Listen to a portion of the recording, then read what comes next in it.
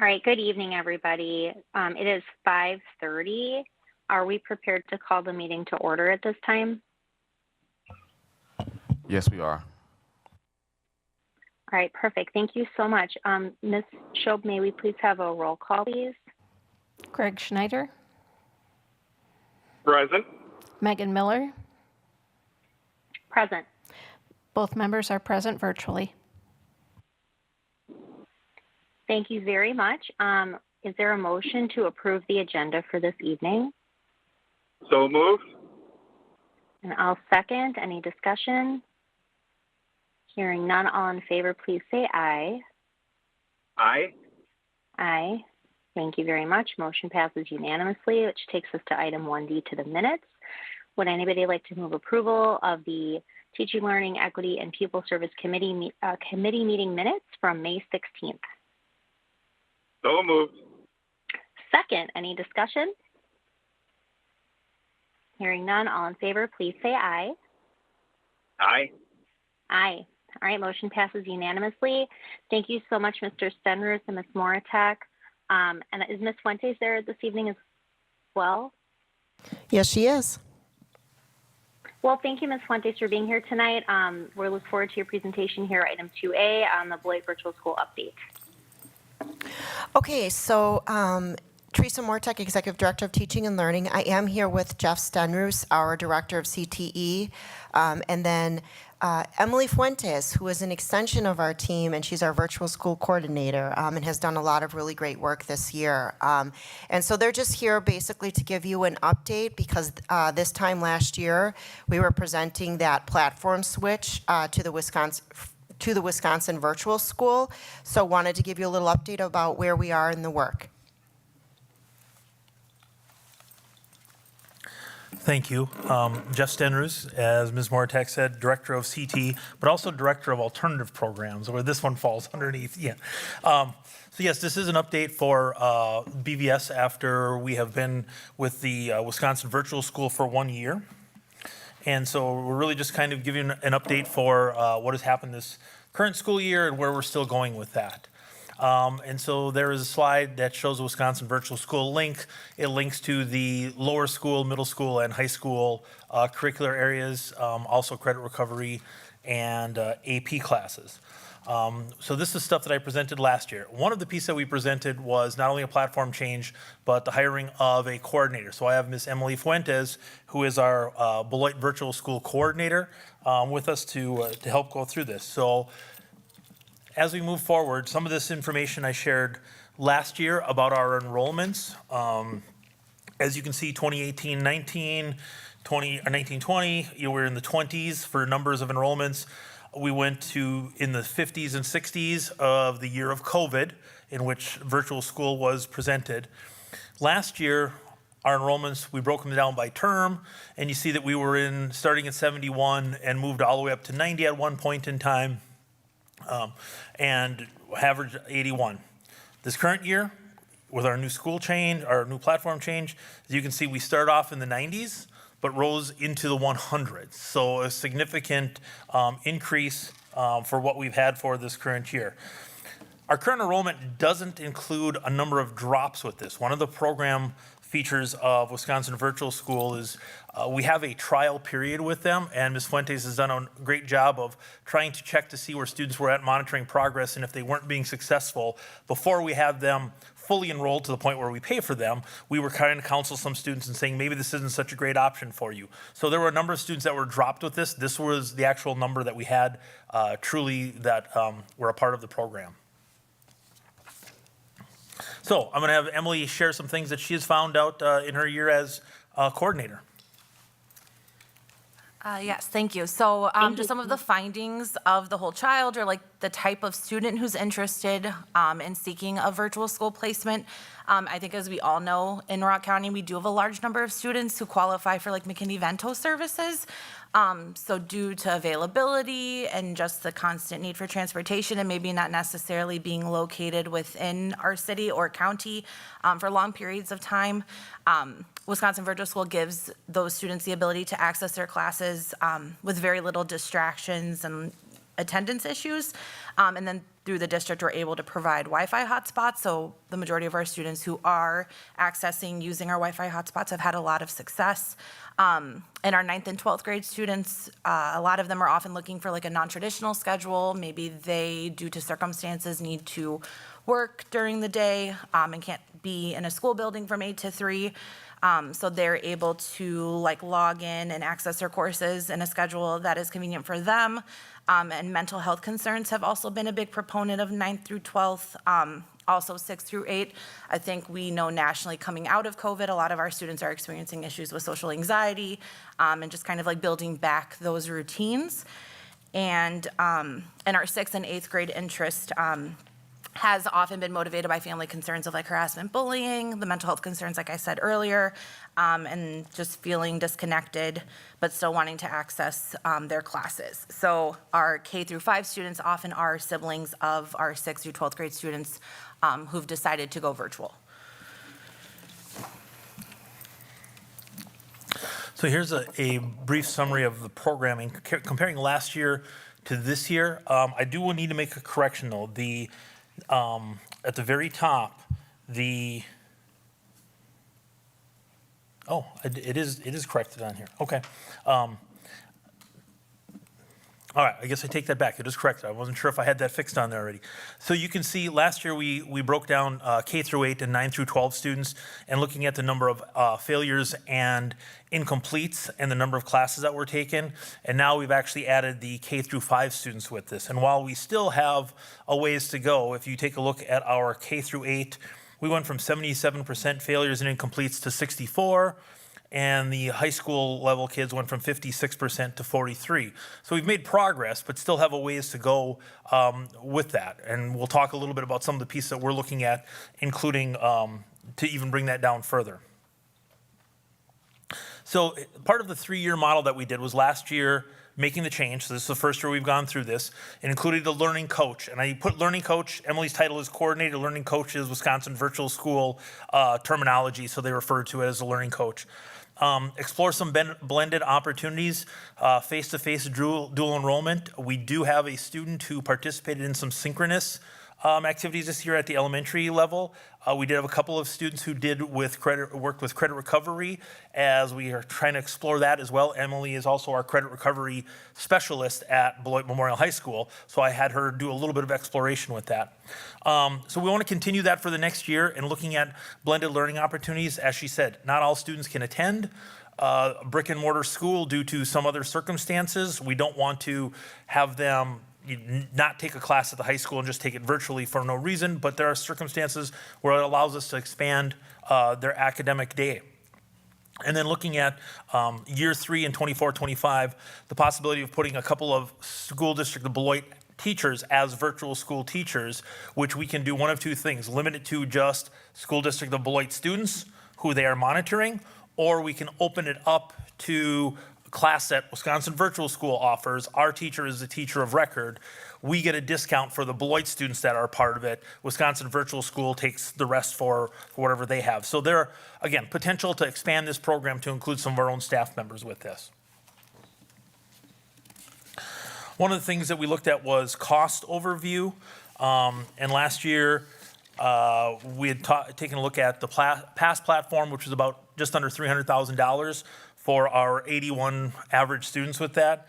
And this year, as soon as I put together this presentation to go for the board docs, I did get the April bill, and the April bill was actually more than what I had anticipated for April and May put together. So I'm looking at this moving to approximately $275,000 for the school year this year. So it's not as big of a savings as had anticipated last year as projected. However, last year we were basing it upon 90 for an enrollment. And so by having an average enrollment of 110 students, we're actually we're saving money, but serving 20 additional students than we did for the projection before.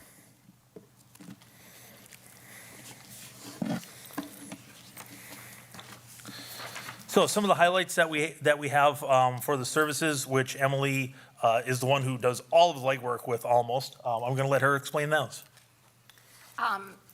So all of the classes the students are enrolled in, course content aligns to Wisconsin and Common Core standards. Wisconsin Virtual School does provide training and support for me as like Beloit Virtual School Coordinator or learning coach, per their terminology. So there's like bi-weekly, monthly checkups. There's just like a really good level of communication, constant flow. There is, like Mr. Sanders had stated, training and the idea to use our own SDB instructors in the future. And there's also a 24/7 tutoring service that students are automatically eligible for. It's like a website that has different resources. And the online student orientation course is kind of that trial run we were talking about. So it's almost a course that shows students how to use the virtual platform, how to submit assignments, how to advocate for themselves, get in contact with their teachers. It's a class that when students are successful, it just gives them confidence to move through the platform. And then if we do have students who are kind of struggling with that, we then are able to say, you know, maybe virtual wouldn't be the best fit. And there is regular progress monitoring reports that are sent to both me and parents. It's honestly kind of an insane amount of emails of just updates, where your kid's at, they have this many weekly assignments, this is how many they've done. And I'm CC'd in all of those correspondences. So when students are reaching out to teachers, I'm then CC'd in the response to kind of have an idea of like that, so there isn't, you know, no one falls through the cracks. And then there are global enrichment opportunities by grade band. So they have like cultural classroom Zooms where students all over the state are able to get together and talk. And there's like virtual field trips, assemblies. So they do try to like build a sense of community within the platform itself, since all of the students are working remotely. So moving forward, as Emily and I have discussed, what do we need to do to bring that failure and success rate, failure and incomplete rate even down further, find greater success? We're going to put forth a parent and family orientation session next year for parents to attend. We want them to understand what their responsibilities and their roles and how much communication they're going to get from Wisconsin Virtual School, so they have a better understanding to make sure they can support their own child with that. So again, increasing parent engagement, giving them some training on the portal so they know where to find answers, information, and then communication roles and responsibilities. That Emily gets this and parents get that, but she's found that some parents aren't realizing that they should be checking their email and getting these pieces of information to support their students with that. We've got the student orientation course, and then we're looking at some blended learning possibilities. As you said, like Craftsman with Character, that is only offered during first block. Well, if a student is needing to take a class, and I think somebody has expressed something to Emily along that lines, they want to be involved in maybe a work opportunity, and they can't, or they have to make a choice between that and another class at the high school. It's the only time it's offered. Well, we want to make sure that they have that opportunity to do both. So giving the virtual school platform as a way to take that class and participate in, say, the work-based learning opportunity will reduce that conflict. So let Emily talk about some highlights. So as coordinator, I'm able to counsel students and families, try to figure out if we think virtual would be a good fit, and then if virtual maybe isn't working, comfortably get them back into like an in-person routine. So after this year, I did have 46 students. I suggested to their families that maybe we should return to an in-person placement just based on engagement and success. 32 of those families were like, absolutely. And so they will be joining us back in our school buildings. And I do have a handful of BVS students who are kind of trying summer school out in person just to, again, build back that routine. We did have 8 Beloit Virtual School seniors that participated in our commencement ceremony earlier this month, so that was exciting. And we do have 3 students who are able to participate in like specialized activities. These 3 students in particular are involved in like higher level sports. So they were able for different terms to be school district employed students, access their classes, and still be part of our school community. And that's the end of the presentation, but I do want to extend a special thanks to Emily as the coordinator. This is the first time we had the position.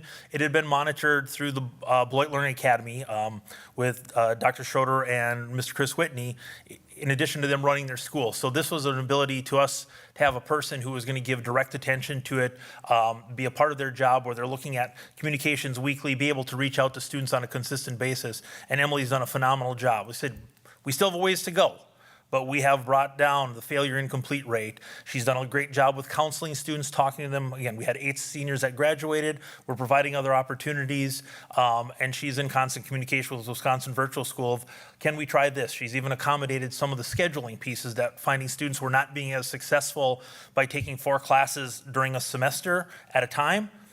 Instead, taking 2 classes, and when you finish those, take the other 2 classes. The Wisconsin Virtual School worked with us, but that is in thanks to Emily realizing what the situation was and being able to take part in that. So far the first year, again, some learning opportunities, some successes, and looking forward to where this is going to continue to go. Questions from anyone? Thank you so much, Mr. Steners. I'm going to open up the floor to Board Member Schneider as well, but I'd also like to extend my thanks to Emily. It's really hard to come into a new position and build it out. You've done a beautiful job doing so, clearly, and I really appreciate your advocacy for specializing the education experience based on the needs of your students. So thank you both so much. Board Member Schneider, any questions or comments? I have no questions, but again, I'd like to echo your comments with, I'm excited to see the expansion and the growth in this opportunity for students. It looks like all the hard work that everybody has put into it is giving us results. And I look forward to the future as we continue to expand possibilities for the students of Beloit. Earn their diplomas and to learn the skills they need to be productive in the future. Thank you so much, Board Member Schneider. My only comments and questions besides what I've mentioned already, this is brand new and you've provided wonderful data and I really appreciate that. I think like this time next year, it would be wonderful to see like kind of like a disaggregated breakdown of like which students are we serving, like who are we serving best, like where are opportunities to grow. And I'm curious too about the number of students participating who receive specialized instruction or receive IEPs, and just like how are we, just wondering if, kind of how we're doing as a district managing our resources to be able to support those students. But I mean, it sounds like, this is really thorough for now. Those are just some things like maybe in a year from now that would be really good to see. Any other thoughts or comments, Dr. Garrison, or anybody else who would like to weigh in? Sure. I'd just like to kind of just note the slide from the cost savings perspective. It is duly noted that we served additional students, but we also saved money. And I think that's kudos to the staff and trying to figure out how that can actually happen.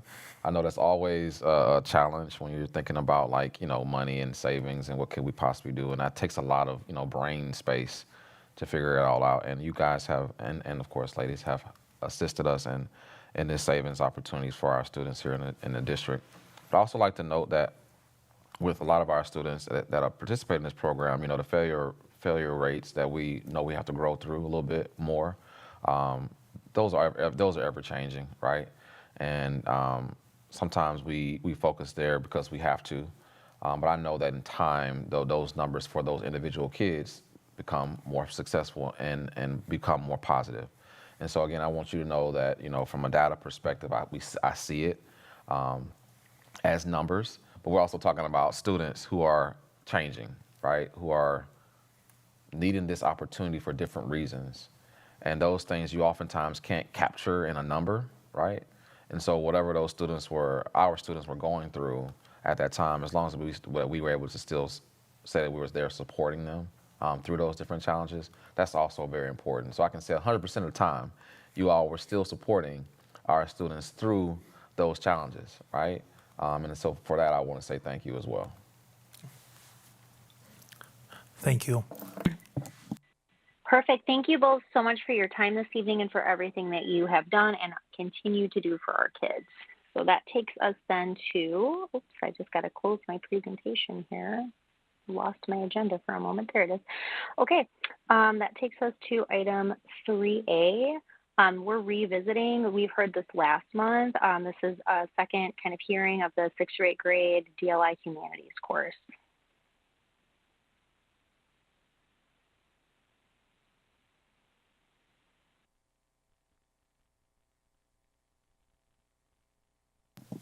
Good evening. Tony Bosco, Director of Instructional Leadership and Equity. We are coming back this evening to ask the Teaching and Learning Equity Committee to recommend to the full Board of Education approval of the 6th through 8th grade dual language immersion humanities course. Again, just to remind the TLE committee, this course is going to be a hybrid course combining English language arts, Spanish language arts, and social studies priority standards into one course, reducing the core load for dual language students from 5 down to 4 classes, making providing more equitable opportunities for them to engage in other extracurricular or, exploratory special classes, rather than losing one of their specials or electives due to having one extra core compared to their monolingual peers.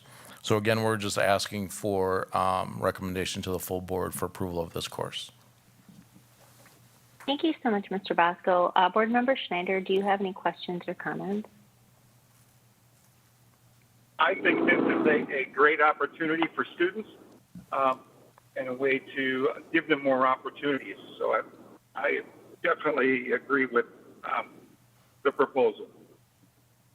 Thank you very much, Board Member Schneider. Mr. Bosco, I will echo those comments. I really appreciate the equity focus and making sure students have similar opportunities as much as possible. This is another one where, like, going forward, like, I'm excited to support this. I know there's sort of like a national crisis in history, social studies, and the humanities for K through 5. There have been some headlines about it during the spring, and I know, like, with the switch to Common Core, I mean, that's one of those areas that's kind of suffered, with the demands that standardized testing puts on all of our curriculum. So, like, personally, I would love to see, again, maybe like this time next year, has there been, growth in, forward exam, kind of social studies performance and things like that with our DLI population going forward. This seems like a great opportunity to really emphasize. So thank you.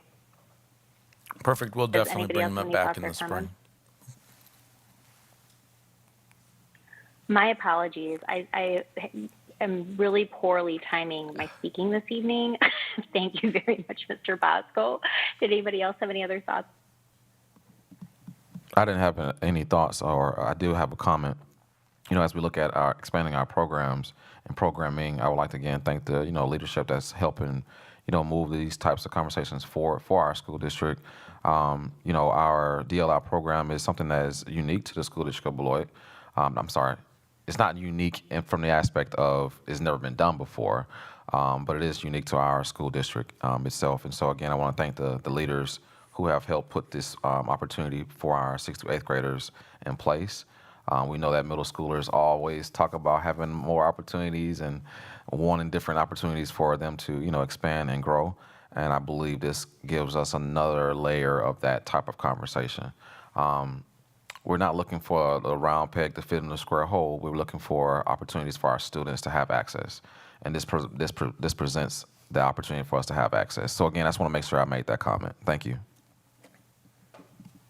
Thank you so much, Dr. Garrison. I will just echo gratitude to you and your team and all of the teachers and administrators that are working to come up with these very innovative solutions that really are designed to meet the needs of our kids, rather than for, like, just to echo what Dr. Garrison said. I appreciate that very much.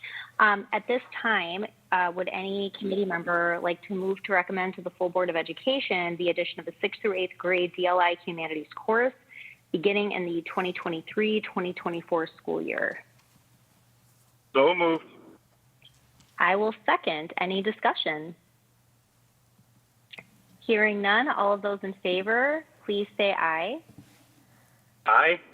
Aye. Any opposed? Okay, the motion passes unanimously. Thank you again, Mr. Bosco and your team, for bringing this forward. That takes us then to item 3B, the adoption of the academic standards for the 23-24 school year. This is something that we do annually.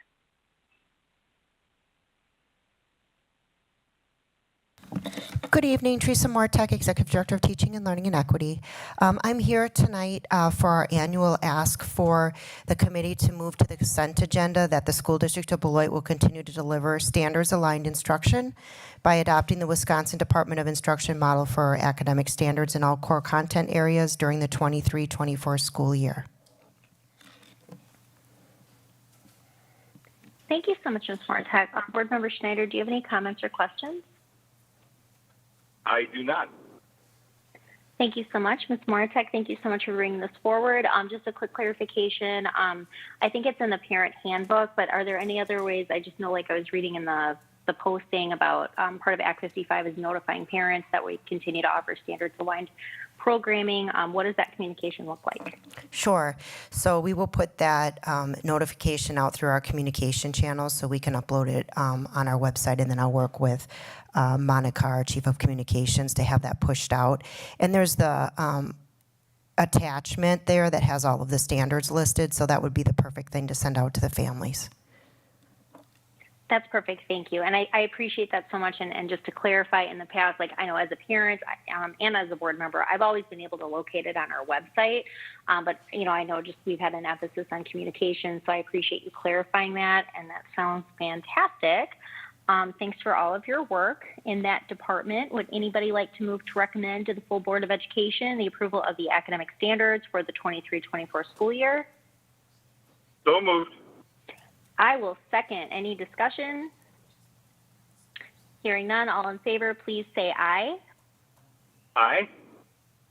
Aye. All right, motion passes unanimously. So to clarify for anybody following along at home, items 3A and 3B, the new course proposal and the adoption of academic standards, will move then to the consent agenda. And if any board member has any additional questions or would like to discuss it further, it can be removed from the consent agenda. Otherwise, the board will choose to vote or not to vote it through in the consent agenda. Okay, that takes us to 4A. Our next meeting date will be held Tuesday, July 18th.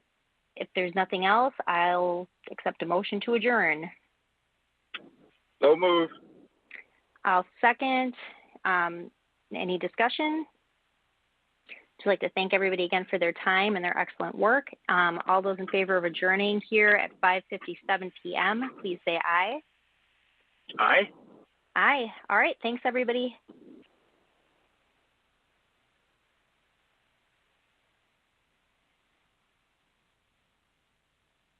All right. So I think we'll be back for 6:30, right, for the HR committee meeting. That's correct, Megan. Well, thank you. And thanks, everybody. Very exciting meeting. We'll see y'all in a little bit.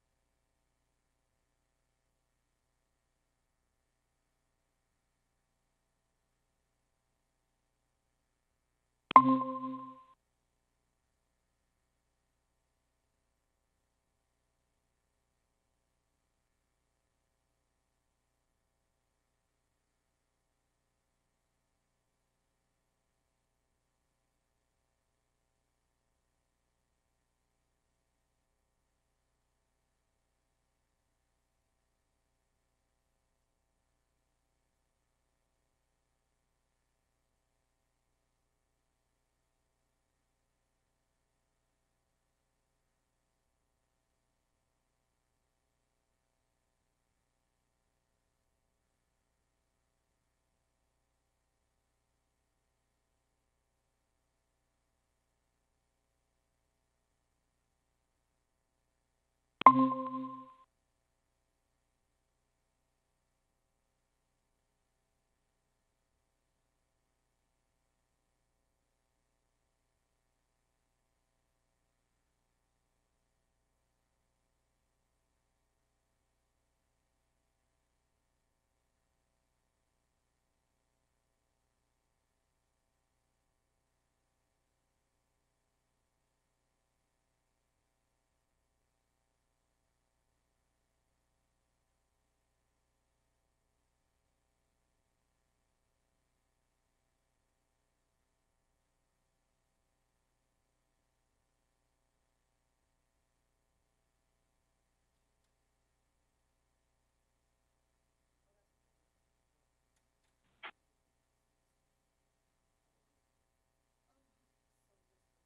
5 minute countdown.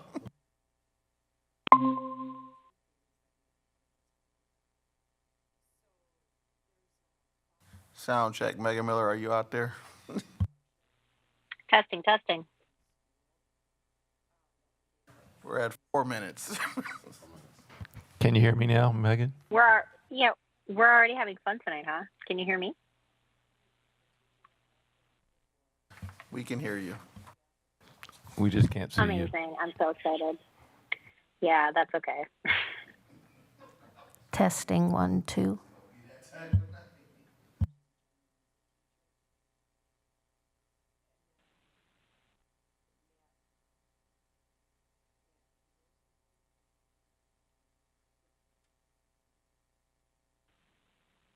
I'm going out of town this week, so I needed to stay home in case my children, while I'm in open session, needed some cuddles.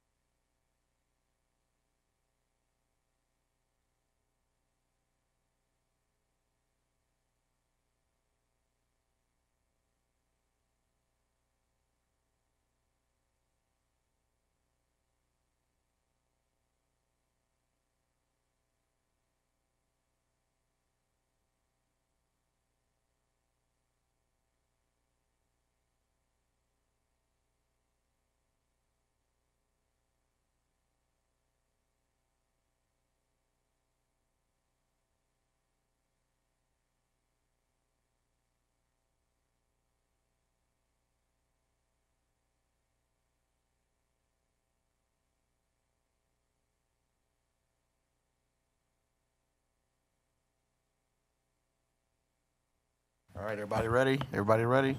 Got tricked there. We started talking about some other stuff. All right, here we go. Mrs. Shope, are you ready? All right. Pull up the agenda.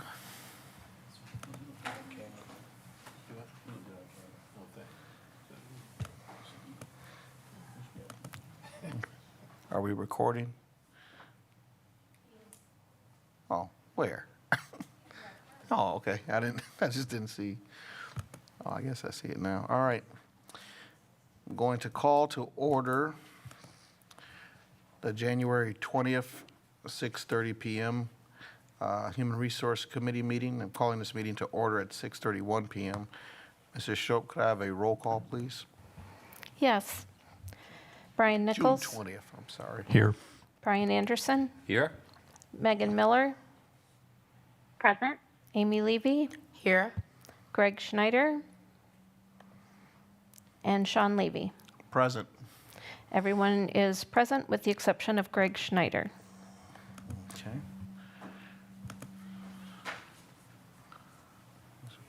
Five. Is there a motion for the approval of the agenda? So move. I'll second. It's been moved by Board Member Amy Levy and seconded by Board Member Brian Anderson. Is there any discussion? Hearing none, all those in favor signify by saying aye. Aye. Aye. Aye. The motion passes unanimously. Is there a motion for the approval of the minutes? So move.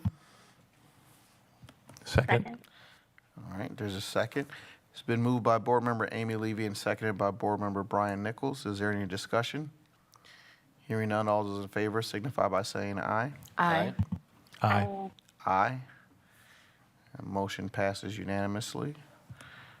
2A, a motion may be made and a vote taken to convene the Human Resources Committee into closed session pursuant to Section 19.85, parentheses 1, parentheses C, relative to considering employment, promotion, compensation, or performance evaluation data of any public employee over which the governmental body has jurisdiction or exercises responsibility, and Section 19.85, parentheses 1, parentheses E, deliberating or negotiating the purchase of public properties, the investing of public funds, or conducting other specified public business whenever competitive or bargaining reasons require closed session. Is there a motion? So move. I'll second. It's moved by Board Member Amy Levy, seconded by Board Member Brian Anderson. Mrs. Shope, could we have a roll call vote, please? Yes. Amy Levy. Aye. Megan Miller. Aye. Brian Anderson. Aye. Brian Nichols. Aye. And Sean Levy. Aye. Motion carried unanimously. Okay, we'll go into closed session.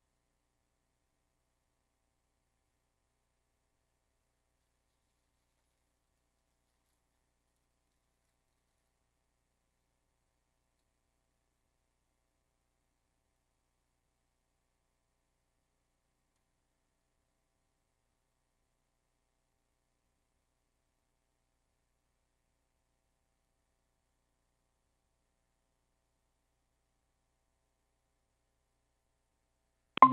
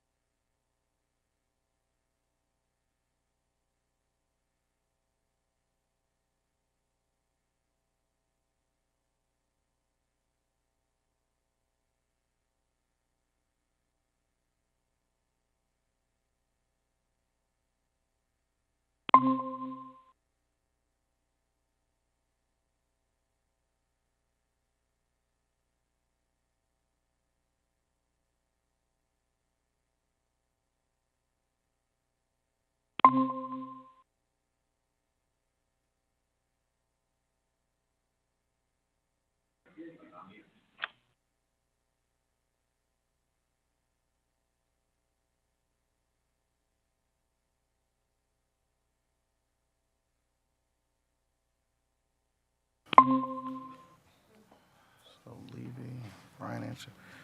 I don't know. Lost my network connection. What? Thing told me no internet. I just lost the connection.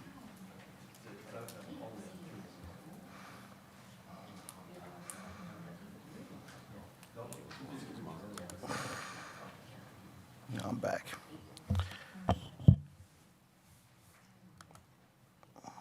Okay, the Human Resources Committee is reconvening in public session in order to take any action, if necessary, on items discussed in closed session. Are there any open session questions for Exhibit A or B?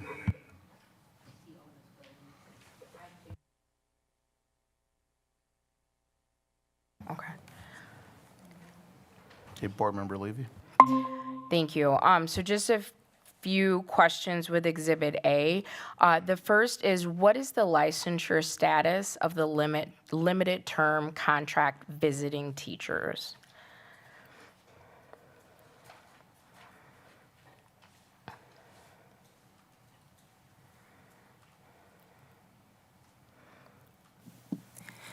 Good evening. Their license status, they are able to receive a license for the first year and renewals for up to 2 additional years.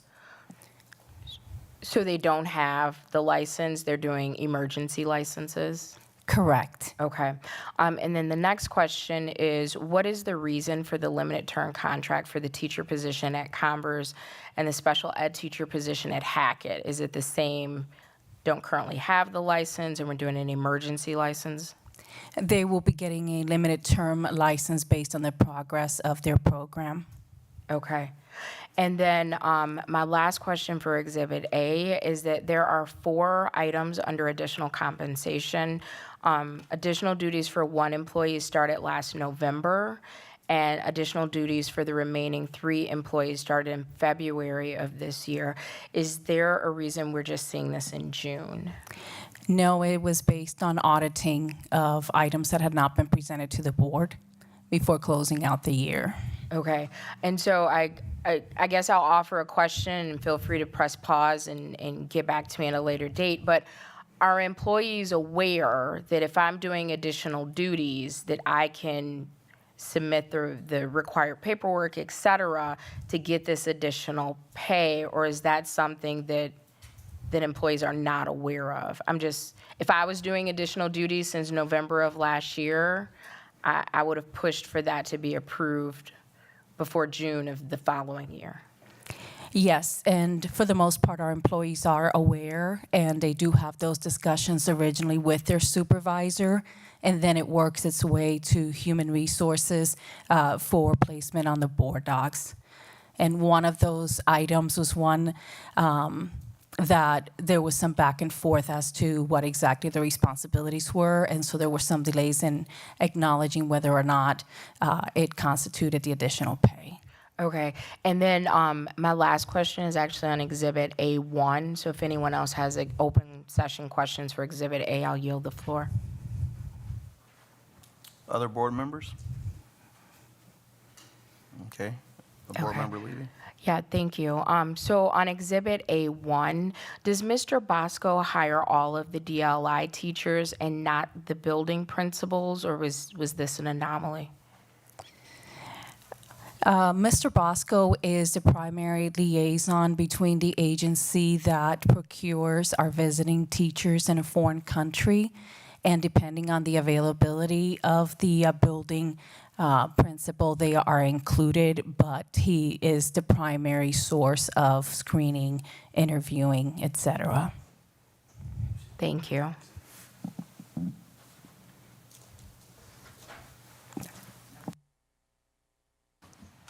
All right. Is there a motion for Exhibit A and B? I move approval of Exhibit A of employee recs. Okay, is there a second? I'll second. It's been moved by Board Member Amy Levy and seconded by Board Member Brian Anderson. Is there any discussion? Hearing none, all those in favor signify by saying aye. Aye. Aye. Aye. Aye. Aye. The motion passes unanimously. And we're done with that. We kind of put these in a different order, but our next meeting is Tuesday, July 11th at 6:30 p.m. Is there a motion for adjournment? So move. Second. Moved by Board Member Amy Levy, seconded by Board Member Brian Anderson. Any discussion? Hearing none, all those in favor signify by saying aye. Aye. Aye. Aye. Aye. And Aye. the vote is unanimous, and we are adjourned. We'll start our next meeting in about 5 minutes, 4 minutes, 7:10.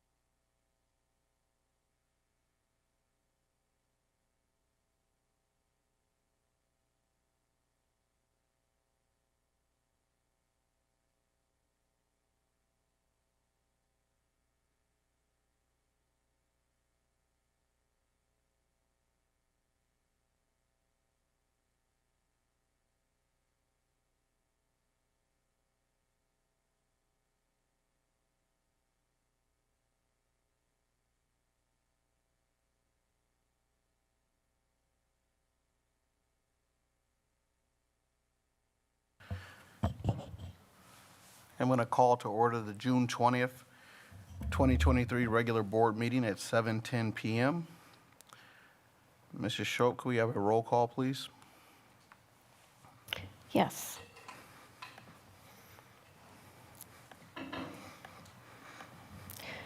Brian Nichols, Present. Brian Anderson, Here. Megan Miller, Present? Amy Levy, Here. Greg Schneider, and Sean Levy. Present. All members are present except Greg Schneider. All right.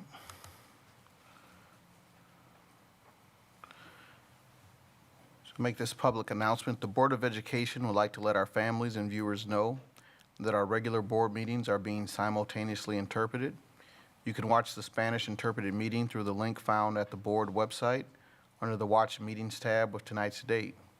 In order to accommodate this interpretation, we will be monitoring the pace of our meeting to allow time for the interpretation. And I'd like to remind our board members and others speaking to please speak one at a time. Thank you so much for your consideration and understanding. We have a motion for the approval of the agenda. So move. Second. It's been moved by Board Member Amy Levy and seconded by Board Member Brian Anderson. Is there any discussion? Hearing none, all those in favor signify by saying aye. Aye. Aye. Aye. Motion passes unanimously. Pledge of Allegiance. Board Member Brian Anderson, will you lead us in the Pledge of Allegiance? I pledge allegiance to the flag of the United States of America and to the republic for which it stands, one nation, under God, indivisible, with liberty and justice for all.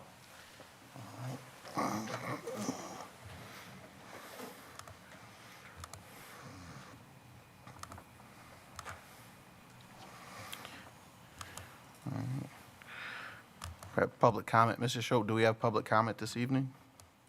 We do not have any emails, but we have people in the room who would like to make public comment. Okay.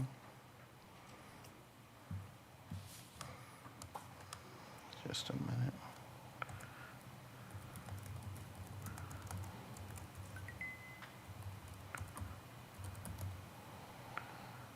All right.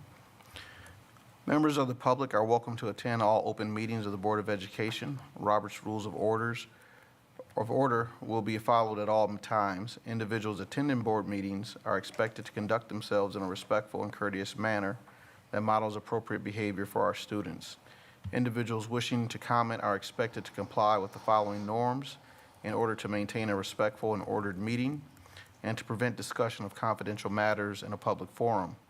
Comments should be directed to members of the Board of Education and not district employees, students, or other members of the public in attendance at the meeting. Speech that is belligerent, disorderly, disruptive, repetitive, or which exceeds the allowable time permitted for each speaker is prohibited.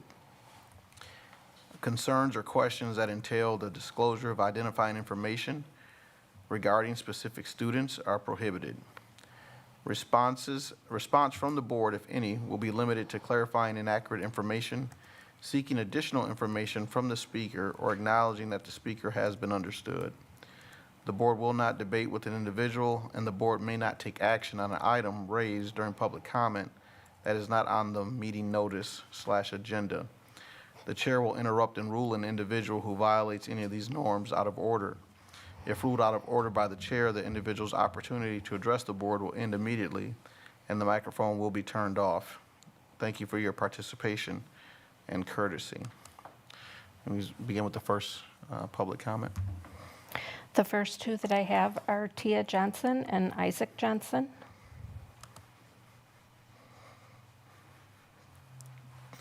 Isaac, you got it.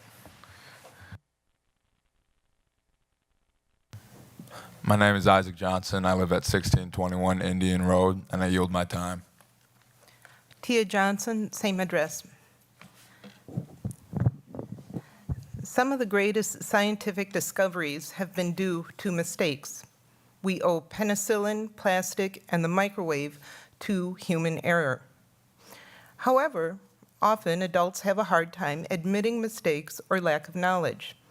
I have found the older I get, the easier it is for me to do. Years ago, when I was on the board, several of us members received complaints about their children not having enough time to complete their homework when they had long away games or other extracurricular activities. Knowing there are times when other life issues take priority, I agreed that students should be able to turn in late assignments without penalty. While I still believe in the original intent, it was my experience last year as a teacher, the intent of that policy was ignored and the practice abused. I was surprised to find that teachers were expected to accept late work up to the night before grades were due. Fortunately for me, the students who hadn't done any work were in no rush to hand in last-minute homework. But there were a few who took the opportunity to rush through as much as possible and get it submitted just in time. I can honestly say and admit that their work was not graded as thoroughly as I would have liked, and their opportunity to learn through well-graded and adequate communication was severely diminished. I know there are occasions when students, when all of us, need more time to finish an assignment or a task. But to place this burden on teachers to accept late work up to the night before grades are due is unfair to both teachers and students. Teachers should be able to adjust the time frame for late work based on the specific situation. If a student feels as though they are being treated unfairly, they should have a means to have the circumstances examined by an administrator and discussed with the student's parents if needed. Changing the practice of late work is another zero impact to budget adjustment the district should make to improve academic standards and teacher morale. Lastly, I want to discuss the importance of physical textbooks, especially in the sciences. Textbooks are packed with wonderful facts, information, and equations a student may not even think about, let alone take the time to Google. A physical textbook allows students to read ahead and make connections at their own pace and to reread previous chapters. They may see a chapter that piques their curiosity more than the current one that is being taught, but realize the connectedness, and that may be a motivator to study the less interesting material to get to the fun stuff. Helping a student with a textbook may engage parents who do not want to navigate yet another computer program. Because I started after the beginning of the school year, my students had had their science chapters printed out. When we finished that chapter, I told the students we'd be switching to the online version, thinking they'd be excited. One student said matter-of-factly and loudly, "No." Surprised and perplexed, I asked, "What?" "We want these books." I asked the class for a show of hands who wanted to go to the online version. Not one hand went up. I asked each class period. Not one hand was raised. I found the students preferred to have the books and the occasional use of the online interactive tools. Textbooks are very expensive, but I hope the district will include them in our next referendum. There is no greater cost to society than an undereducated population. To quote President Kennedy, "Let us not think of education only in terms of costs, but rather in terms of the infinite potential of each human mind that can be realized through education. Let us think of education as the means of developing our greatest abilities, because in each of us there is a private hope and dream which, fulfilled, can be translated into benefit for everyone and greater strength for our nation."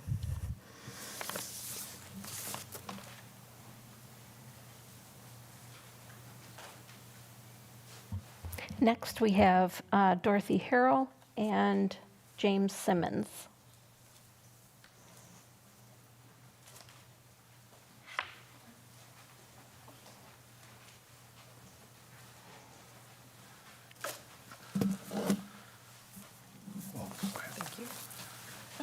Good evening. My name is Dorothy Harrell. I reside at 2284 Boulder Court, and I give my time to Jim Simmons in support of Johnny Watts. Thank you.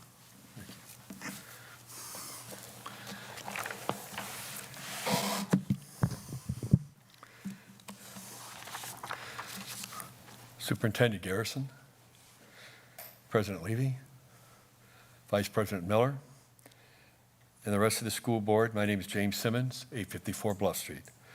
Hope everyone had a chance to read over the materials that I left last month. This picture that you see tonight is from the private collection of Cheryl Johnson Caldwell and is used with her permission. Cheryl Johnson Caldwell established in 2020 the African American Historical Society of Beloit to help update Beloit and Rock County on the history of African Americans and their contributions. Her written information was essential in beginning this process. She reminded me, it's a nice picture, but there's one thing wrong with it. I don't know. Maybe I'll come back to you and see if somebody could tell me there's something wrong with the picture of wording. As Paul Harvey would say, now the rest of the story. There was an article written about this young man in 1936 that laid out some of the things that this young man was thinking about doing or planning or proceeding to do. As I read the article, you will notice that I refer to the person in the story as the young man. I'm not using the phrase in 1936 that they used to describe him.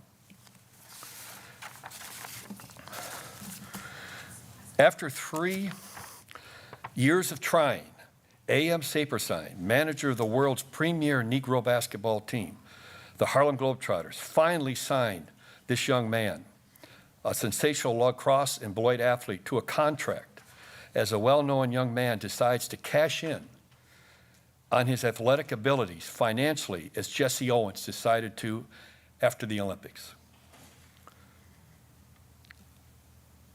This young man, who played football and basketball for Coach Howard Johnson at La Crosse State, announced this week that he will journey to Chicago to meet the team there Sunday. The first practice is scheduled for the Loyola University Gymnasium on Monday. 10th anniversary. In signing with the Globetrotters, this young man will play with the 10th anniversary team. The Globetrotters were organized 10 years ago this winter by Saperstein. Inman Jackson, one of the greatest centers in the game today, has played 8 seasons with the Globetrotters. Jackson learned of the signing of this young man, the fastest and best forward, he said, that the Globetrotters played against during the entire 1935-1936 season. When Saperstein announced that this young man had signed, Jackson was one of the first to be pleased with this action. Only 5 men play on the team. This young man gained all-state honors for 3 seasons as a forward at Beloit High School. The team captured the Wisconsin State Championship each year. After being graduated, this young man came to La Crosse, being influenced by Herman Gay, a former star at the college and later with the Lager football team. This young man was a star halfback and forward. Last season, he ran 98 yards for a punt return run back, the longest feat of the kind last year. I'm going to add that that record still stands at La Crosse. This young man starred as a member of the France Baseball 9 a year ago, and near the end of the season took over the management of the club. He also played for the S&H Gateway Transfers as a diamond ball shortstop. Coinciding with his signing to play basketball, this young man will probably join the Chicago American Giants Baseball Club. The American Giants won the National Negro World Championship of 1936. Watts has had several offers to play with crack traveling baseball teams, but has declined all attractions until this year. The interesting sideline that you can see that he was being recruited by the top Negro League teams in baseball, but his true love was basketball. Plus, to him, the pay was better. His family in his hometown, which he visited regularly up to his passing, they always knew when he came to town, he was something special. This did not come from him, but as the family members grew to understand who he was, which they heard from the grandparents and parents, this young man was humble, and his family carried on this tradition, talking about their beloved relative. They would all get dressed up when they knew he was coming, as this young man would visit all the family members. He was called Daddy to many. They knew he was special because whenever they went someplace, they noticed how people reacted to him. And they were able to get into places that their friends were not able to. For example, when the Milwaukee Bucks first came to Milwaukee in 1968, they would go with him to the basketball games and watch how the ball players such as Oscar Robertson would react to him when they saw Johnny in his seat. And they would also visit his bar and restaurant in Milwaukee. This young man never forgot his roots in his hometown, and the family knew that he received an education that he would never have received if he'd grown up in Mississippi. In the classroom, he was able to compete against the best, and he valued the education he got in his hometown because he could see that the education system in his hometown helped him in all his business decisions. He continued to work with young players in Milwaukee, where he lived, and helped develop such NBA players such as downtown Freddie Brown.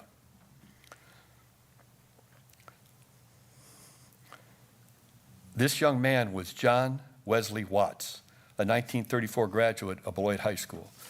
Now you know the rest of the story. My personal thoughts. The Watts family is here tonight.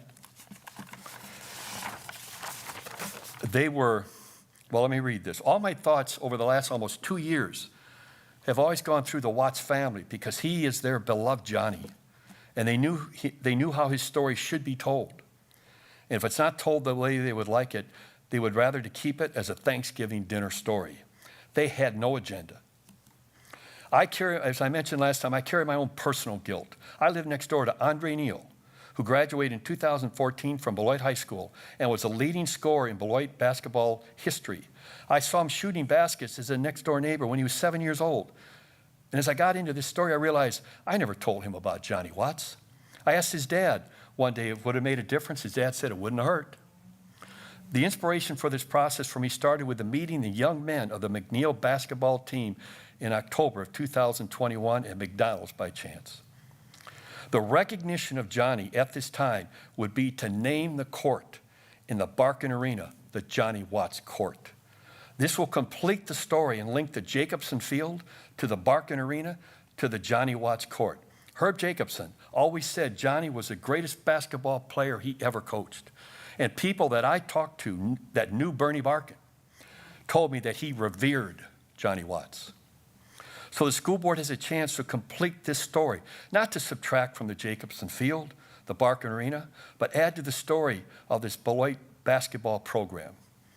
When I talked to people, they knew about Jacobson, they knew about Barkin, but whenever I brought up Johnny Watts, a comment I'd run into, yeah, I heard of him. Somewhere in a storied basketball program, there had to be a player which began it, and that person was John Wesley Watts. My dream, if the school board names it the court in Johnny's honor before Thanksgiving 2023, there would be an assembly for the school in the Barkin Arena for the unveiling of the name on the court. This would coincide with the beginning of the basketball season. My dreams are based upon the speeches of the Gettysburg Address, and I have a dream. The music program would be the Esquires too, family members of Johnny who have continued on the tradition of the Esquires, one of the top R&B groups in music in the 50s, 60s, and 70s, and are active to this day. Then Dr. Gregory Bond from the University of Notre Dame, who has written about Johnny and heads the sports memorabilia department, I have had contact throughout this entire process, would give the keynote address. There would be a group performing the Globetrotters' famous theme song, Sweet Georgia Brown, with the young men and women of the basketball program each making a basket on the Johnny Watts court. Also, the day of the assembly for the school, it would be Johnny Watts Day in the city of Beloit as directed by the city council. Thank you for your consideration. I'm proud. The Gettysburg Address was, I think, 2 minutes and 25 seconds, and I Have a Dream was about 6 minutes and 15 seconds. No one's going to remember this speech, but I'm 20 seconds under those two great speeches. Thank you for your consideration. Thank you, Mr. Simmons. I do need somebody to yield another 3 minutes because Mr. Simmons did use the full time. His niece, Stephanie. Yes. Just name, address, and yield your 3 minutes to Mr. Simmons, please.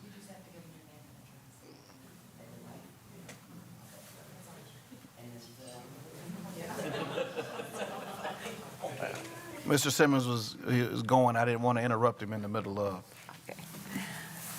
I'm Stephanie Williams, address 1987 South Church Street, Beloit. I yield my 3 minutes. In keeping with what we've done with others to make sure everyone can say what they want to say. All right. So just for clarification, Mr. Simmons, you are asking that there be a naming of the Mr. Simmons? Right. Just for clarification, you're asking that there be a naming of the basketball court in the Barking Arena as the Johnny Watts Court? Got it. Okay. All right, thank you. All right. Do we have more public comment? I have one more. I Okay. have John Moore.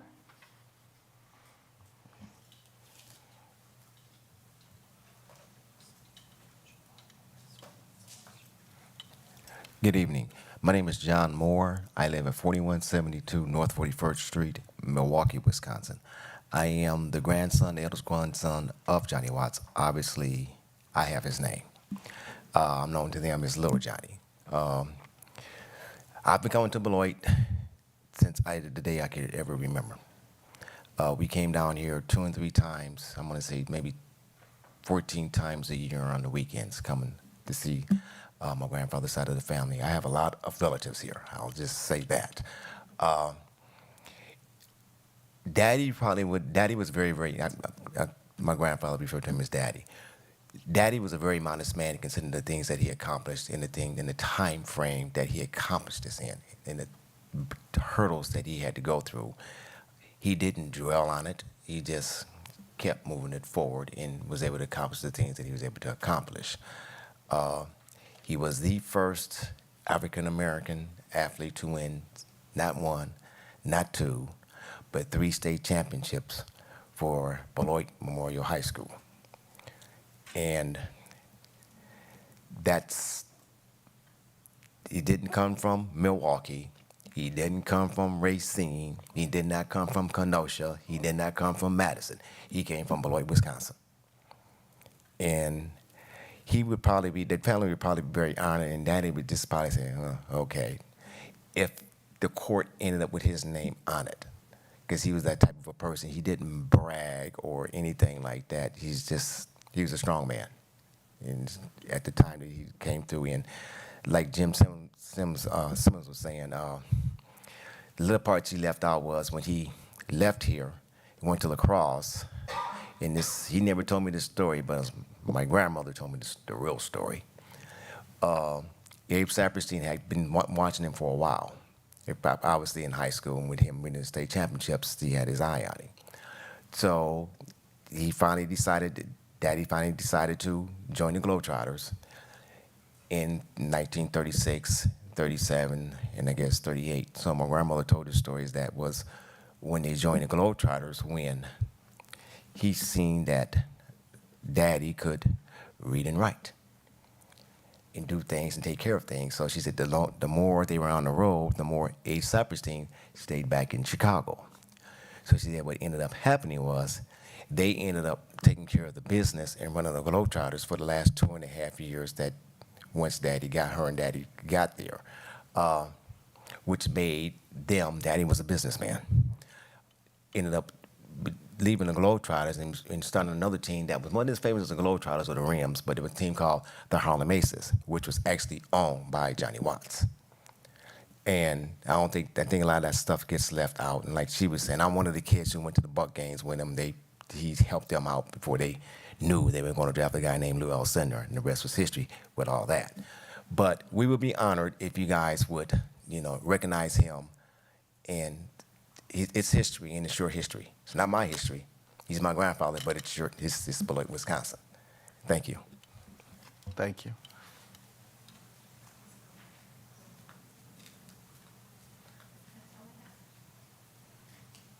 So just explanation, we do have a process for naming facilities and other parts. That is where this would get taken up.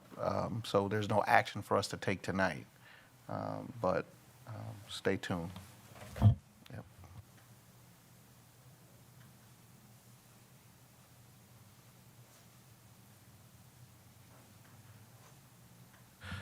So we're down to 3A report. That is the end of public comment. Mrs. Shope? That's it for public comment. All right. So we are on to 3A Board President Report. Two things this evening. One, just a reminder to board members that we are in the process of completing Dr. Garrison's evaluation. And so those documents were sent out on June 16th. You have to the 26th to complete your ratings. June 26th or the 30th, we're working to confirm our doodle date, where we'll meet to finalize and put together the full board's assessment of Dr. Garrison. And then Dr. Garrison and I are planning July 1st through the 7th to sit down and discuss that. And then we'll also be taking our steps for next year to start that process. So one, just a reminder to board members to complete your part in the process. And second, we have our vacancy that is created by board member Spencer Anderson, a former board member.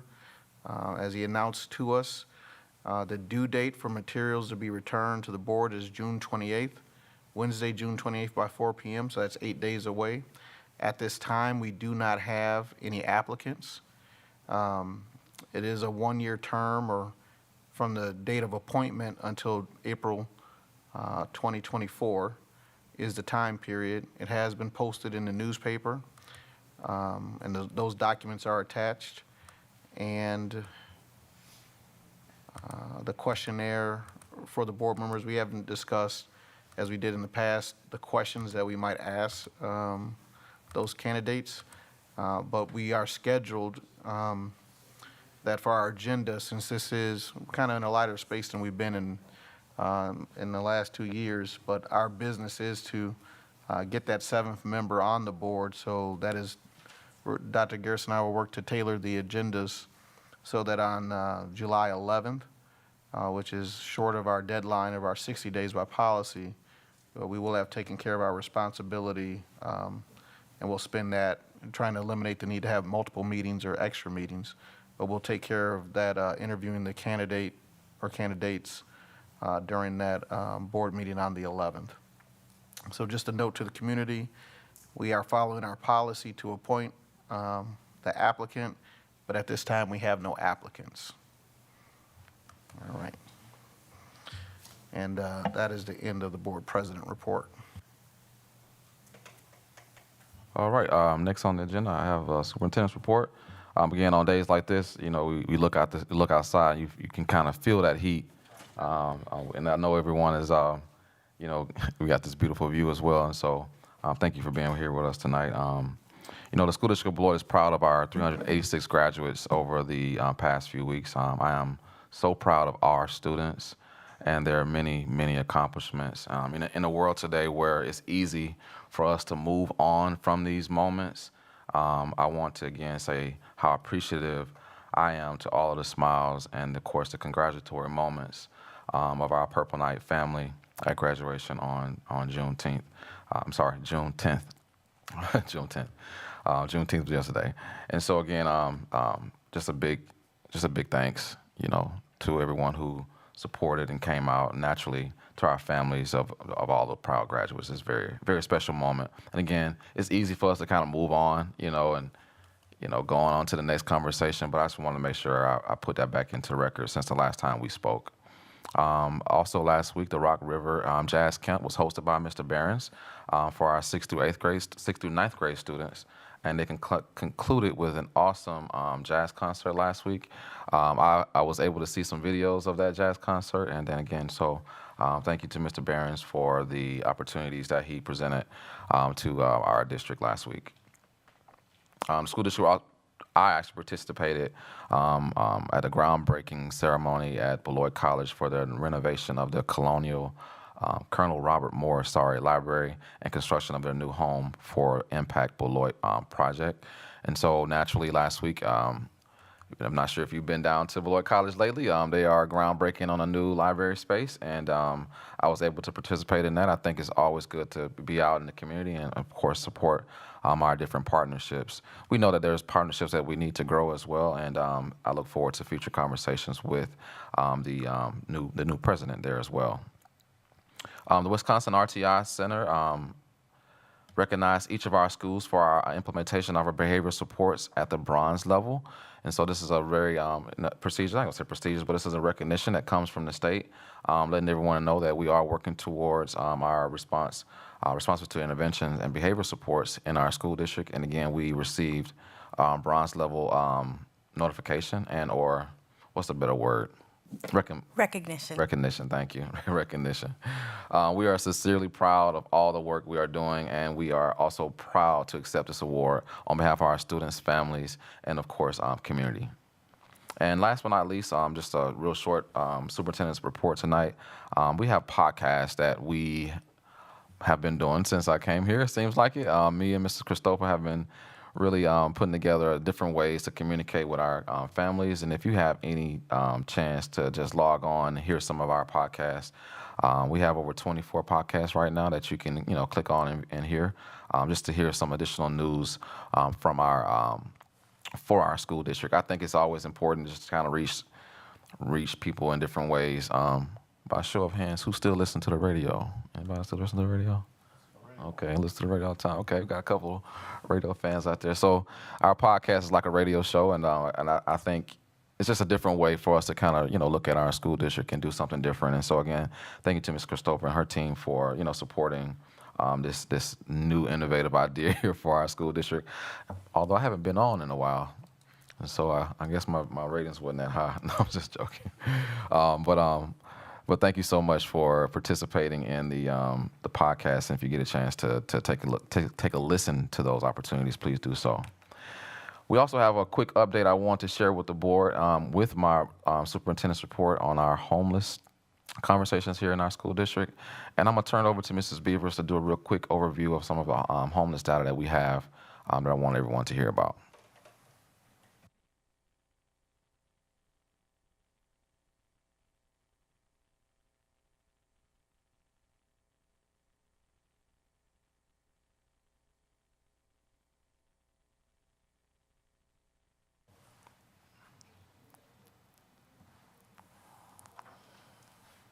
Okay, good evening. My name is Melissa Beavers. I'm the Executive Director of Pupil Services here for the school district.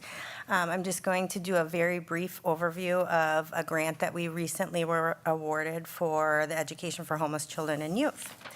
This is actually the third homeless grant that we have received in the past 18 months. The other two that we are currently working under are the ARPA Homeless 1 and 2, and those grant funds are being used for transportation for our homeless families and youth, as well as emergency housing. So we're literally putting roofs over our families' heads for them to sleep at night if they don't otherwise have it in an emergency situation. So this particular grant, there were two opportunities to apply for innovation or compliance grant. We recently went through a compliance audit with DPI, and we did very well. So we decided to go for the innovation grant, both which were very competitive. We did focus on innovative practices. That was our task that provide support and remove barriers to the enrollment, attendance, and success for homeless children and youth. This is a 3-year grant. It will go through 2026, and we will receive $55,000 a year for the next 3 years. It's based on the certified data from the 2021-22 school year. At that point in time, we had 478 identified students as homeless. Ms. Beavers, may I ask a quick question? Do we know how many of those students were unaccompanied youth? During that year, no. But I can get you that information. I don't have it with me right now. We were first asked to do a needs assessment, including data analysis and root cause. So not surprising, the root cause that we found of child homelessness includes mental illness, substance use, trauma, unemployment. In Beloit, we have a significant lack of affordable housing. generational poverty, all of these things contribute to child homelessness. Beloit has the highest numbers of homelessness and poverty child or youth per capita in the state.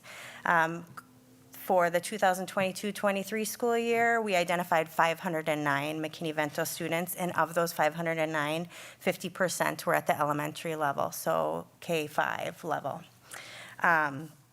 We looked at attendance and absenteeism rates as well as academic proficiency.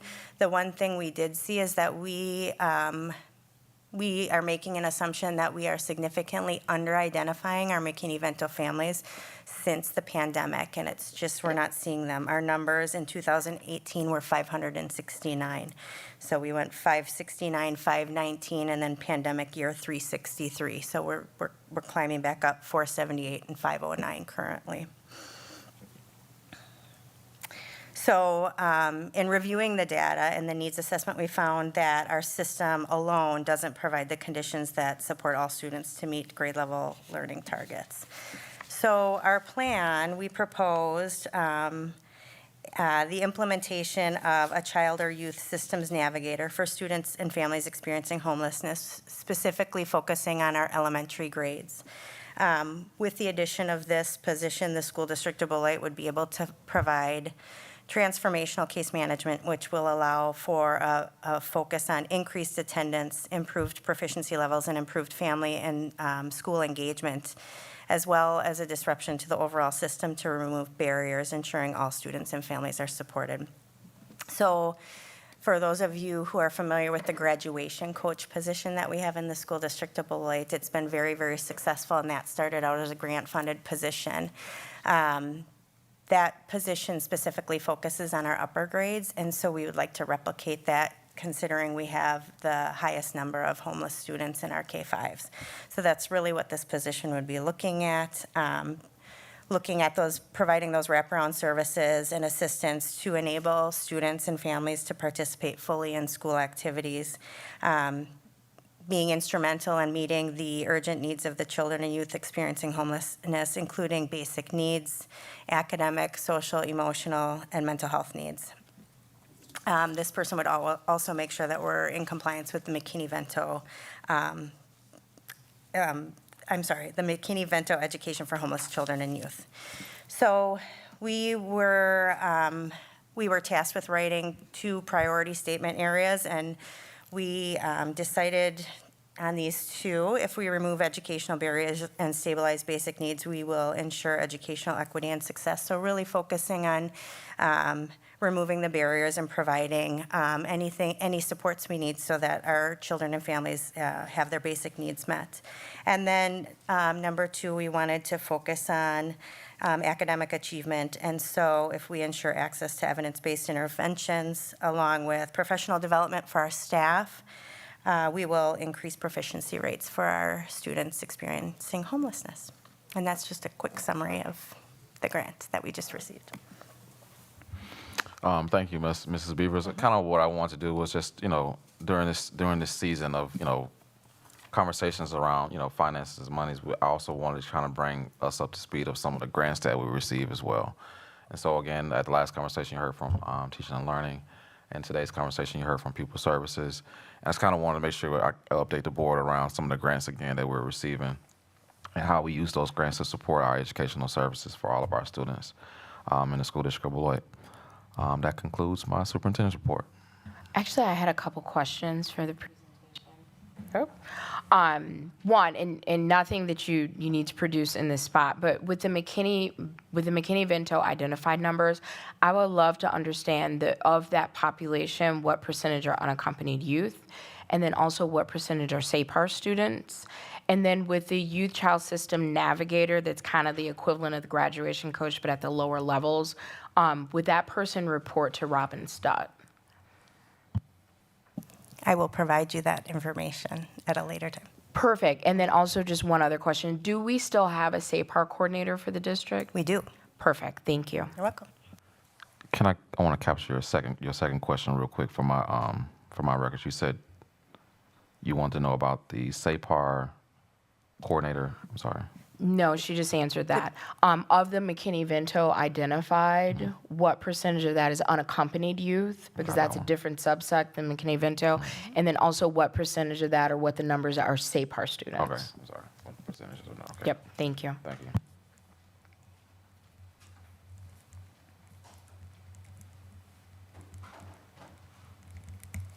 All right. Back to you. All right, just a minute. Find ourselves in the agenda. So now on to committee reports. If any, business operations and finance, teaching, learning, equity, and pupil services, governance committee, legislative update, policy committee. The Business Operations and Finance Committee we've not met since our last full board report. As we typically meet the first Tuesday of the month, our next meeting would typically be scheduled for July 4th. The new date for that meeting will be forthcoming. Okay. Teaching, learning, equity, and pupil services. Hi, good evening. We had our meeting this evening. First, we heard a report on Beloit Virtual Schools, where we learned that we are not only expanding specialized services to students, but we're also saving money by doing so, which is pretty cool. There are plans to continue the expansion of Beloit Virtual School offerings, and the current offerings this year that were expanded under the leadership of Jeffrey Stenrus and Emily Fuentes include CTE and other kind of extra opportunities, many of which are specialized to student need. So also want to offer congratulations to the 8 graduates that walked on June 6th that were graduates of the Beloit Virtual Schools. The other 2 items that are up tonight for the consent agenda, one is the approval of a 6 through 8 DLI curriculum to improve equity in class choices. So you can find that on the consent agenda this evening. It was heard twice at the committee and it landed there. This is something that the committee chose to pass because currently there are 5 core classes that our 6th through 8th DLI students have to choose, which stops them from having more equitable, like elective choices to their peers who are not in DLI. So this would offer both an innovative curriculum while also improving access to those choices. And lastly, on the consent agenda for this evening is the adoption of academic standards. This is done annually as required by Wisconsin Act 55. And those standards will be pushed out to parents as well as published on the website, to my understanding. Does anybody have any questions? All right, thank you. All right, just a minute. I get a little lost. So we had governance.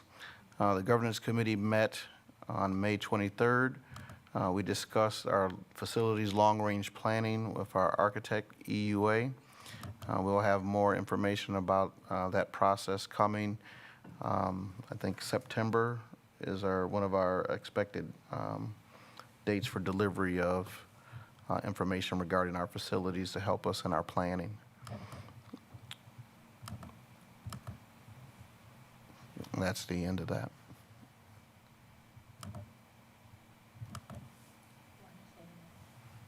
Legislative? Yes, I will start typing up reports next month. I apologize for not having one typed up, but I will share some notes from the website from the Wisconsin Public Education Network regarding the current budget proposal. This is changing. I mean, this is like the time when there's a lot of back and forth going on. So this is updated as of June 15th.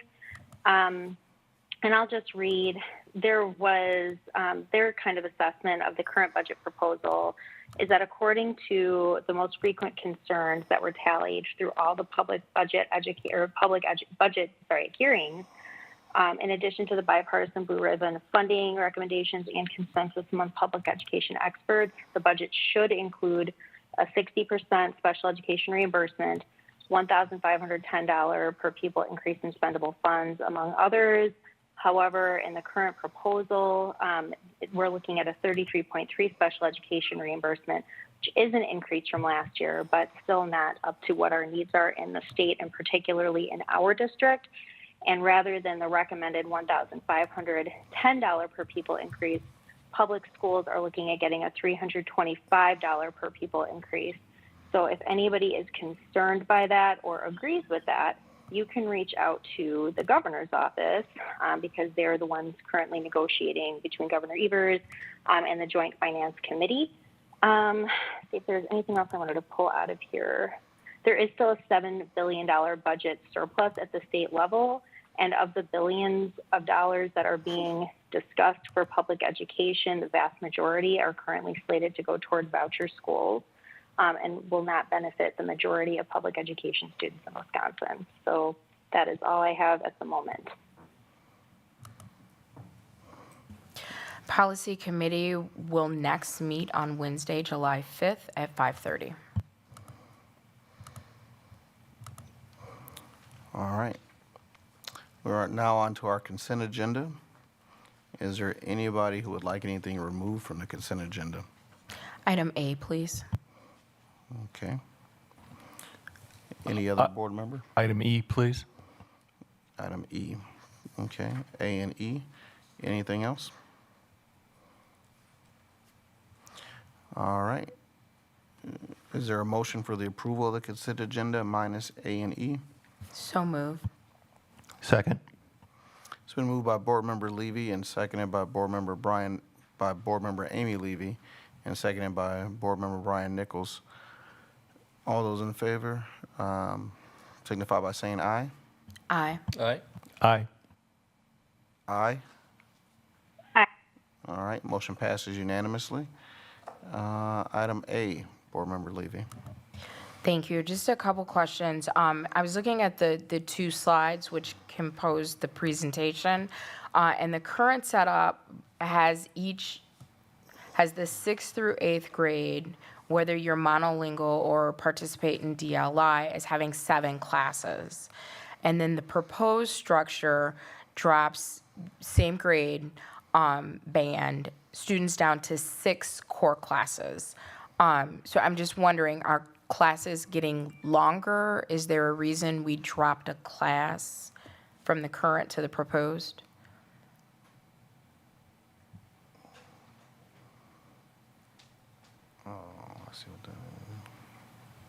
I may need to get back to you on some of this just because of the moving parts with scheduling.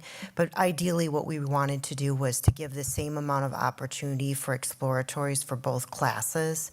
So that's why there's a move for this. In addition, the DLI Humanities course covers Spanish and social studies standards. The students will also get ELI, English standards, in a separate course. Okay. Thank you so much. Yep. So since we're waiting to hear back, are we placing that on hold? Is that?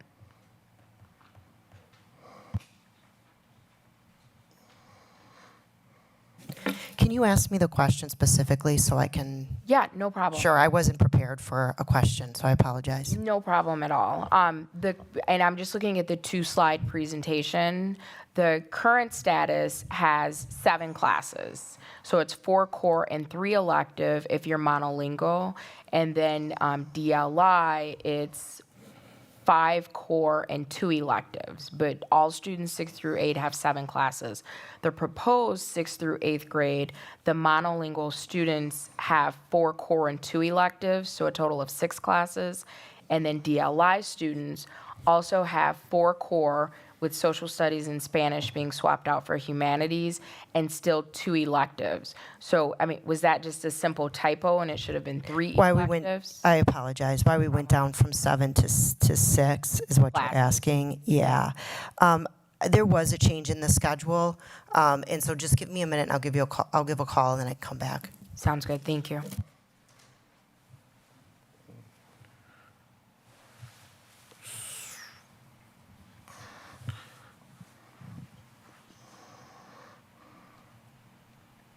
Are you wanting to come back to this, or are we waiting? Or are we? Yeah, we can go to E and then circle back if no one objects. Okay. Board Member Anderson, Nichols, E. A couple of things. Number one, the Board of Education, actually, probably be better if I had the mic on. The Board of Education recognizes principles of freedom of religion and separation of church and state. There is no separation of church and state in the U.S. Constitution or the Wisconsin State Constitution, so that needs to be rewritten. The other issue that I have is religious recruitment on school properties. No person will be allowed to recruit students for a religious purpose or organization on school properties or at school-sponsored activities. So basically, if a student invited somebody to church, they could be in trouble. So I think we need to rework this thing. Also, they want to change the title from relations with churches, which has been around for a long, long time, to propose relations with organizations of faith. That's an open door that can be interpreted all over the board in today's world, and I don't think we want to be there. Okay. Other, well, go to the policy, the person on the policy committee. I am fine with it as written, and not everyone attends churches. Some people go to temple, synagogue, mass, etc. So that was the reason for the expansive language in the title.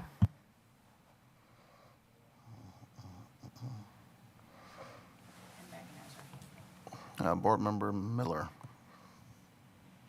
Hi, good evening. Board Member Nichols, I was the one who asked for the change because there is some language in there about allowing flexibility for employees to take time off to observe religious holidays. So like personally, I attend a synagogue. And so I just wouldn't want anybody who attends like a temple, mosque, synagogue to be denied the same opportunities as somebody who attends a church because of restrictive language.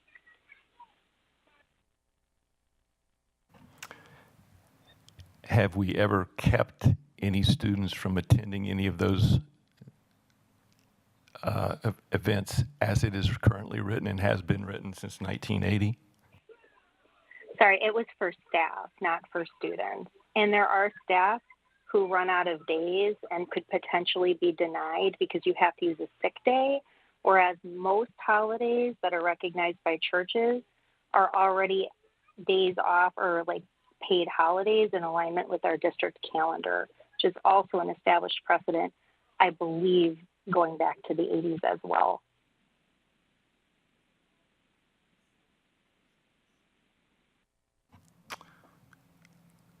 I do understand the intent of your thoughts. I just believe, I think it should be reworded a little bit. I mean, we could include, temples and mosques, etc. But when in today's world, when you say organizations of faith, that opens up a door to a whole lot of different things other than what you've said. So there are. Well, I'm going to be blunt. I mean, there are Satanists that believe in that. They have faith in Satan, and I don't believe that's what we want in the school district either. So what I would recommend as the policy chair is we do a roll call vote, and if it is voted down as it's currently written, that could go back to policy committee. But I think at this point, we should just take a roll call vote.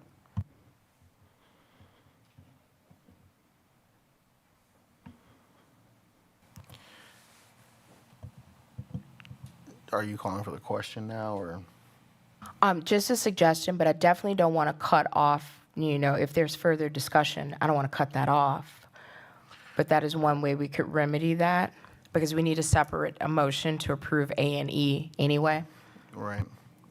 Yeah, I think I'll ask again to the committee, like the statement itself about the Board of Education recognizing Board Member Nichols, I take your point about the principles of freedom of religion and separation of church and state. I understand your point of contention with the term in effect of school law. I'm clear about what our intent and policy is at that space, is you can't establish a preference for one over the other to endorse any one faith in the public sphere. The school system, that second paragraph, I understand that to be observance of religious holidays that conflict with school calendar. So people of different faiths, if as we look at how our calendar is based, if that's I see that as the inclusion in for people to be able to have that flexibility that'll be observed for those days that are not noted on the calendar. And lastly, with the religious recruitment on school properties, in my experience as a school administrator, I have not had situations where students were being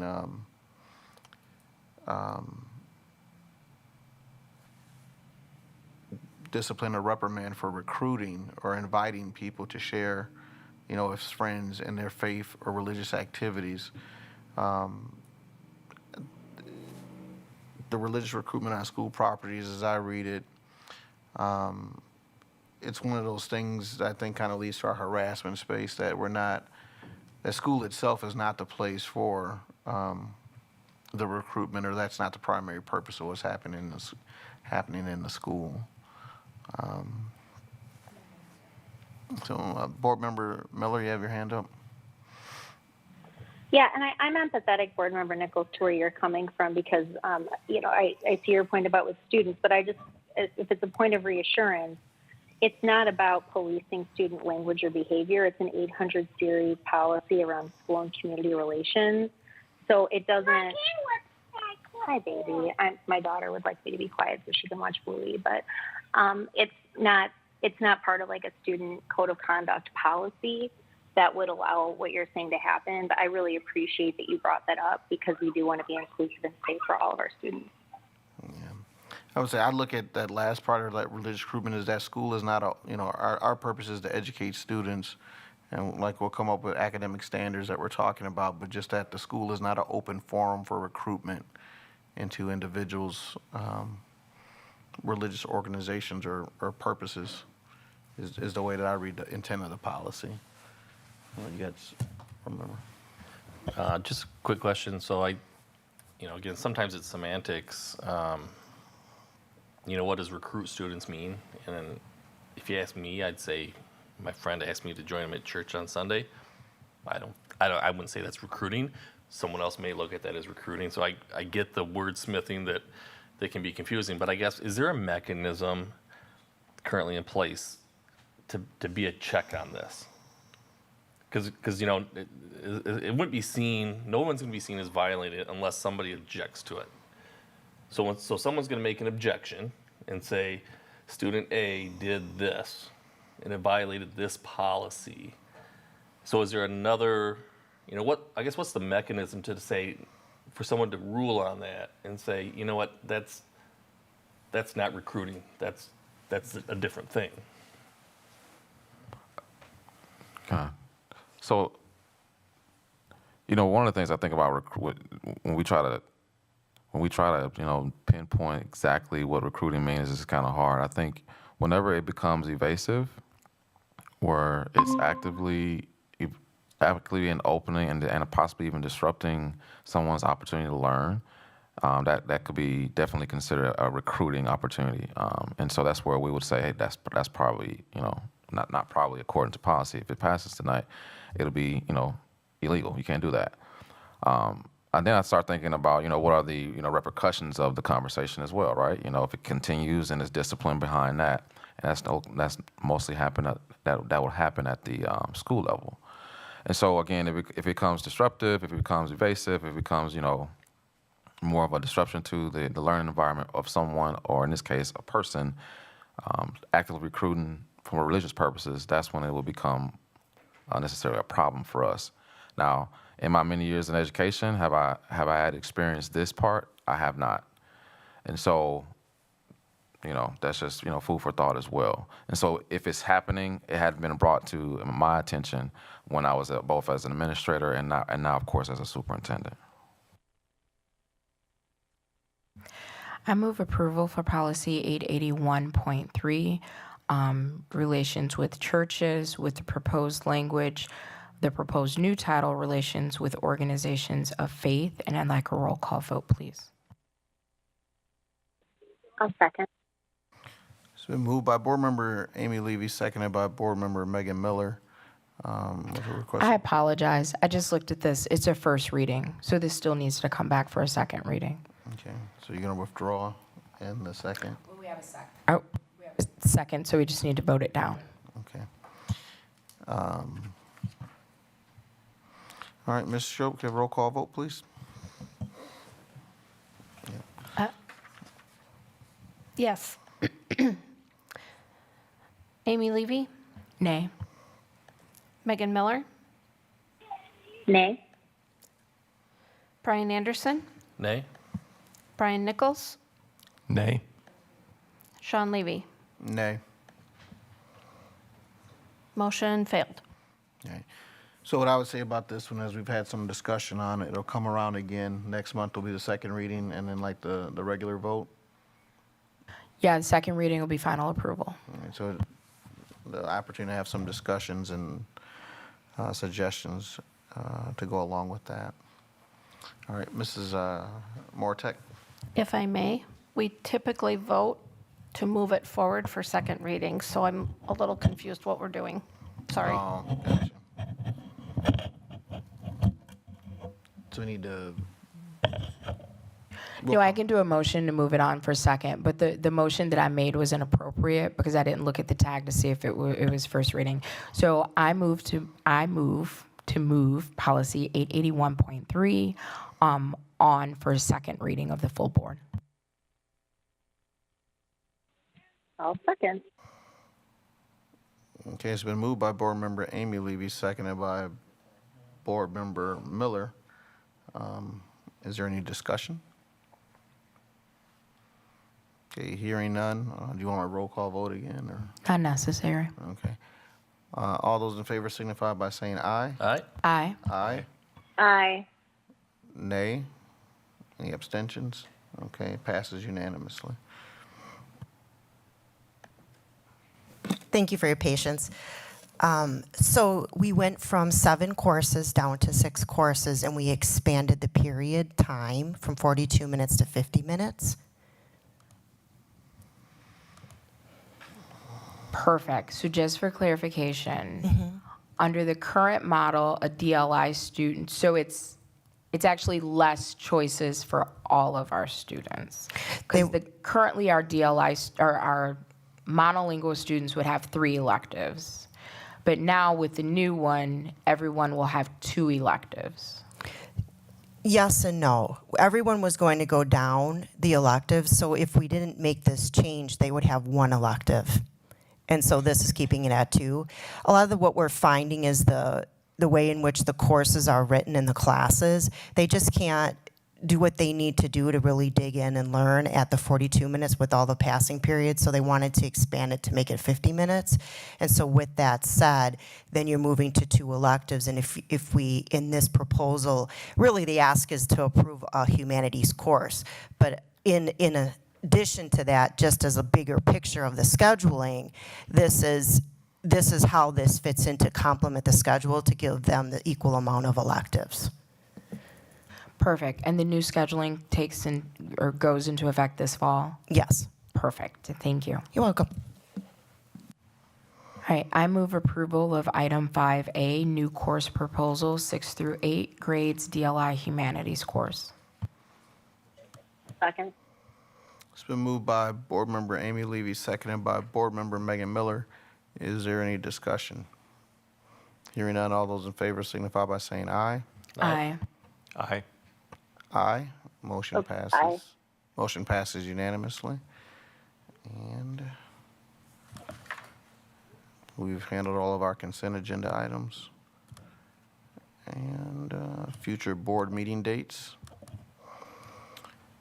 The governance to be determined, but our regular scheduled time is Tuesday, June 27th at 5:30 p.m.